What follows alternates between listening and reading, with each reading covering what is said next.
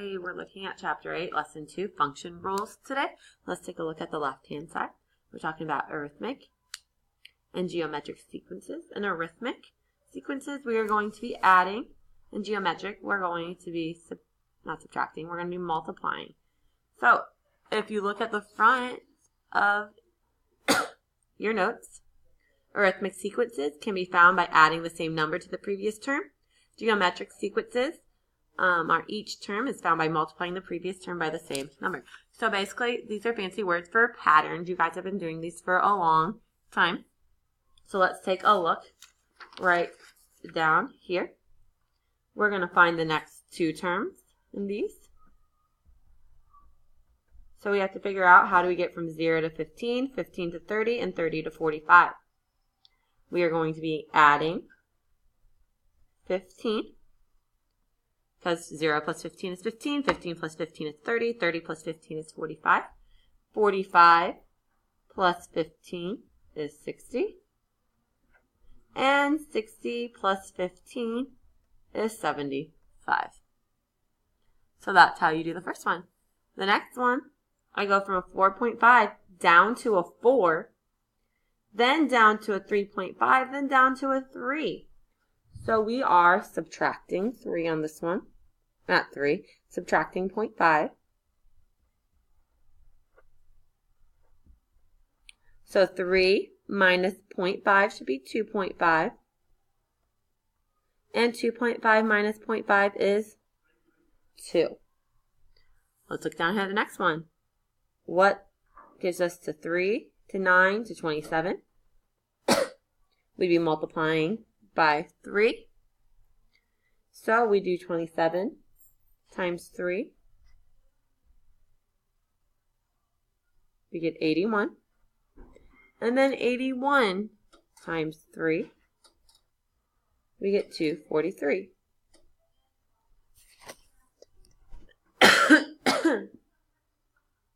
Okay, how do we get from 3 to 6, 6 to 12, 12 to 24?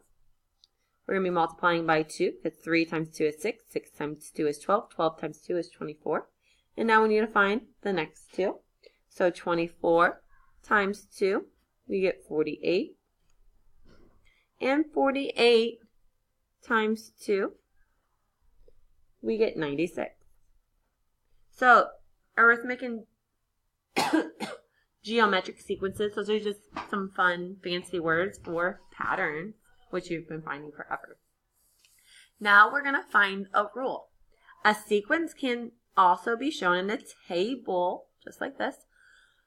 The table gives both the position of each term in the list and the value of that term.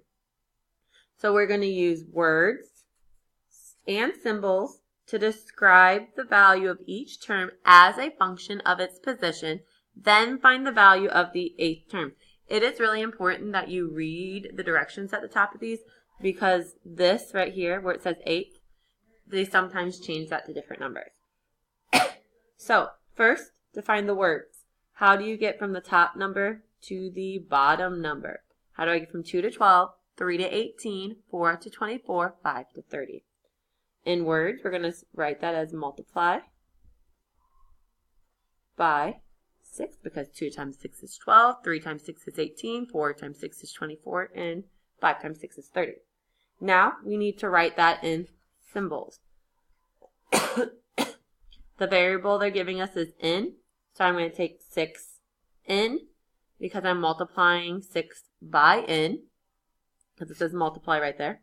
So here's words, here's symbols, and now I'm going to find the 8th term. So I'm going to plug 8 in for there. So that means I'm going to take 6 times 8, and I get 48. Let's look at this one. How do I get from 3 to 7, 4 to 8, 5 to 9, 6 to 10? The answer is you're going to be adding 4. So there's the words. To write the symbols, I need to take the variable they gave us, and I'm going to be adding 4 to it. So n plus 4. And it told us up here that we're finding the 8th term, so we're going to plug 8 in for n. So n plus 4 equals 12.